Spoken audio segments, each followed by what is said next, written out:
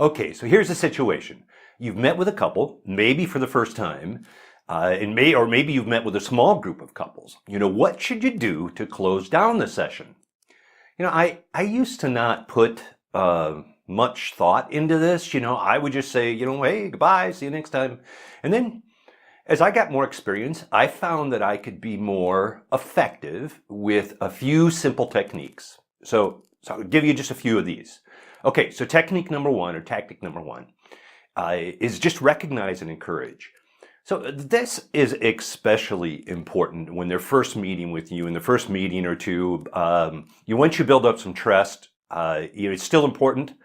But at first, it took me a while to understand what people are experiencing when they first come to you or they meet with in a small group. I regularly ask people, how they feel about meeting. And over time, I've kind of learned a little bit about what to expect. And I often ask them what their biggest fears are about meeting. So here's some of the common responses that I hear. I hear, unsure about being honest and transparent. In other words, they don't say it, but, can I really trust you or trust the group? There's a lot of mixed feelings about coming. So partially, oftentimes, the same person is a little fearful and a little hopeful at the same time.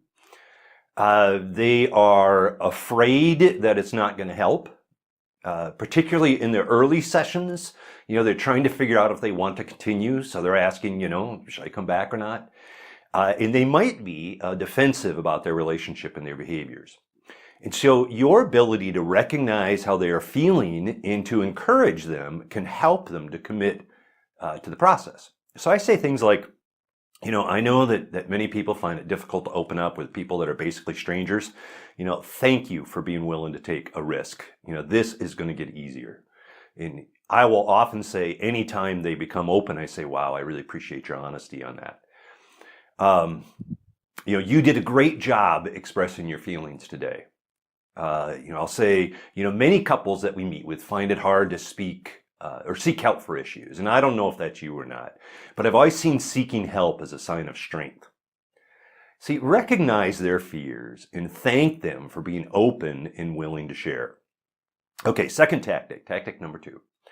Summarize the goals and the issues. So after you've talked to them for a while, or you've gotten the goals up in the group, summarizing it can help people to feel that you've heard them and that there's hope being able to improve their relationship. So, initially I always ask, what brought you here? What do you want to achieve? Most people in couples will say they want to improve their relationship. At least they agree to that goal. But remember, when it comes to couples, there are two people and they may have very different perspectives. The issues might be different for each of them. And so if you meet with them individually as a couple, it's easier to hear from both of them. And so, I'll ask, if their partner agrees or if they have a different perspective, when I hear something. Group setting, sometimes that might be a little more difficult because one partner may be very quiet and you won't know what they're thinking or feeling. And times I'll just say, hey, you've been kind of quiet. What are you thinking? But they may not respond or they might not open up much. So here's some examples of ways to summarize the goals and the issues. So when I asked you what you wanted to achieve, you both said you want to have a better relationship. Is it okay if we keep that as an overriding goal? So I'll get their commitment to that. Something else. I heard some different perspectives today. Brad, you mentioned that you aren't sure if you think this is valuable. Amy, you want to improve your communication and conflict management skills. Would you both be up to working on these issues? Another thing you could say, we talked today about how each of you feel about your relationship. Amy, you think that Brad doesn't invest in the relationship and that makes you feel alone. Brad, your perspective is that Amy is always complaining and you'd like for her to stop. What I'm hearing though is that you both want to have a better relationship with each other, but you're just not quite sure how to do it. It sounds like we can work on these issues a bit more. How does that sound? So here what I'm trying to do, I'm trying to recognize what their goals are and summarize what their issues are. So tactic number three is to provide hope. So, hope is this key component to change and improvement. And remember, that I said that people are trying to figure out if they should return. I mean, that's a natural question. I mean, in asking, is this going to help, is something I'll ask, and I think that's a fair question. So after I've summarized their goals and their issues, I usually end up with a statement that addresses how we'll be able to help. So something like, you've mentioned that communication is a key issue. We're going to go into that in some detail, and I think that you'll find the tools that we have to be very helpful. So I'm providing some hope. Another example, I know that you mentioned that you're angry and that you have some resentment, and we're going to get into that in more detail. But I found that in order to get into some of those issues, it's helpful to first learn some communication tools. I think you'll find that helpful, but I promise that we're going to talk about resentment. How do you think about that? Is that okay? I'll often say something like the process that we use is very deliberate. It's something that we found to be helpful in rebuilding a relationship connection. Of course, we want to listen to you and help you to achieve your goals. So just reiterating that there is hope. This isn't hopeless. I remember one couple that I met with, they came and kind of laid out their problems, and they looked at us like, is this, hopeless? Have you ever heard anything this bad? And I think it helped them to go, you know what, I know you've got some issues, but we've heard the same things before, and I think we can help you. Tactic number 4, establish action steps. My wife and I usually take the last few minutes of a session and focus on practical steps that a couple can take to improve their relationship. So it's usually an outflow of the discussion that we've had and the issues that are raised.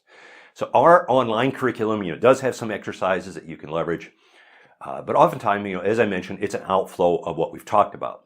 But it may be as simple as a couple taking some time to talk during the week.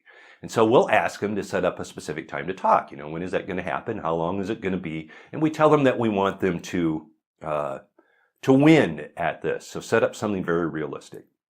But it may be something that will take more reflection. For example, being aware of what happens during an argument and thinking through, their pattern of conflict. That might be, we want you to think back on that pattern of conflict or notice it when it's happening. What's happening? What is your pattern? It could be a very simple question, like what's one small thing you could do that would build your connection this week? So we have one small group facilitator that I know, and they end their session by having couples talk individually about what they're going to do that week. And so the facilitator couple has them set aside a specific time to talk to one another about what worked during the week and what they wanted to improve, or are there specific issues that they want to talk through. So those tips for mentors. Number 1, recognize and encourage. In other words, validate their fears. Thank each person for being vulnerable. 2, summarize the goals and issues. Summarize their goals and their stated issues, and it helps people to hear that you understand them. 3, provide hope. This can just be a simple statement that reassures them that this will help them. And 4, establish action steps. Determine if there are some actions that each individual could do that would help to build their connection. So let me repeat those 4 tips again. Recognize and encourage, summarize the goals and issues, provide hope, and establish action steps.